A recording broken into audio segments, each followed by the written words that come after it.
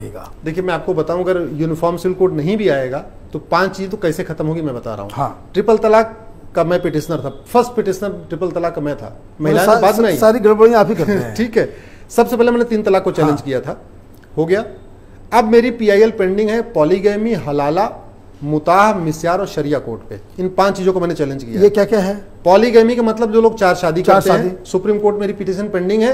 राम मंदिर के बाद वो 5 जजेस के सामने रेफर हो चुकी है। जैसे राम मंदिर खत्म होगा मैं उसको मेंशन करूंगा, उसमें सुनवाई करवाऊंगा। एक हो गया ये। तो आपको क्या दिक्कत है कोई लोग 4 शादी करे, 5 शादी करे? नहीं, ये देश सेकुलर देश है भाई। ये कोई कुरान से, बाइबल से, वेद पुराण थोड़ी चल रहा है, संविधान से चल रहा है। संविधान फिर तो आप एक काम करो, हमें कोई दिक्कत नहीं है, आप महिलाओं को भी 4 पति रखने का अधिकार दे दो, 4 शौहर रखने का अधिकार दे दो। हमारी लड़ाई इस बात से बराबरी को, गैर बराबरी को लेके है। अगर एक शौहर 4 बीवी रख सकता है तो आप बीवी को भी 4 शौहर रखने का अधिकार दे दो, हमें कोई दिक्कत नहीं, आप दे दो। दूसरा पॉइंट क्या था? दूसरा पॉइंट है हलाला। हम ये कह रहे हैं ये हलाला रेप है।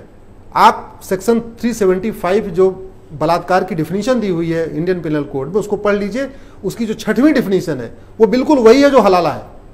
तो हमने सुप्रीम कोर्ट से कहा है कि आप इस हलाला को बलात्कार डिक्लेयर कर दो, कि जो आदमी हलाला करे सीधे वो आजीवन कारावास। ये आपने कोर्ट में मेरी पिटीशन पेंडिंग है। तीसरा पॉइंट क्या है? तीसरी है मुताह और मिस्यार। सुन्नियों में मुताह, सियाओं में मिस्यार होता है। उसमें क्या होता है, 10 दिन के लिए शादी करते हैं, 15 दिन के लिए शादी करते हैं। वो अरब के नवाब आते हैं, शेख आते हैं, वो पैसे दे के शादी कर लेते हैं। भारत में भी क्या है, जिसके पास पैसा है वो गरीबों की लड़कियों को 10-10 दिन, 20-20 दिन के लिए शादी कर लेते हैं, उसके बाद छोड़ देते हैं। होता क्या है कि उसके बाद वो लड़कियां प्रेग्नेंट हो जाती हैं, 12 साल 14 साल की बच्चियां। मुताह मिस्यार के चक्कर में उनकी जिंदगी बर्बाद हो गई। लोग मजे लेके चले जा रहे हैं पैसे दे के, उसके बाद वो बच्चे पैदा हो रही हैं। वो कहते हैं नहीं, बिना ब्याही वो विधवा हो जा रही हैं और उनके बच्चों को कोई देखभाल करने वाला नहीं है, तो उनकी जिंदगी। तो वो इस दौरान जो संतानें जो होती हैं, हाँ, उसका कोई केयर टेकर नहीं, क्योंकि शादी निकाह हुआ ही नहीं। वो तो मुताह और मिस्यार हुआ, वो कॉन्ट्रैक्ट मैरिज हुई 10 दिन, 15-20 दिन की। हैदराबाद में खूब होता है, केरला में खूब हो रहा है, और इवन नॉर्थ इंडिया में होता है। तो ये ओवैसी साहब जिसके खिलाफ आवाज नहीं उठाते? वो चुप रहते हैं, वो सेकुलर आदमी इसलिए चुप रहते हैं। हम कम्युनल है इसलिए हम आवाज उठा रहे हैं। अच्छा, चौथा पॉइंट क्या था? तो मुताह मिस्यार हो गया। हाँ। तीसरा, चौथा, 5वां पॉइंट है शरिया कोर्ट। पूरे देश में ये जो पर्सनल लॉ बोर्ड है ना, पर्सनल लॉ बोर्ड के बारे में बताऊं, एक NGO है। 1973 में इसका रजिस्ट्रेशन इंदिरा जी ने करवाई थी अपनी सल्तनत को बचाने के लिए और समाज में डिवाइड एंड रूल करने के लिए, अपने पॉलिटिकल फायदे के लिए उन्होंने एक NGO बनवा दिया।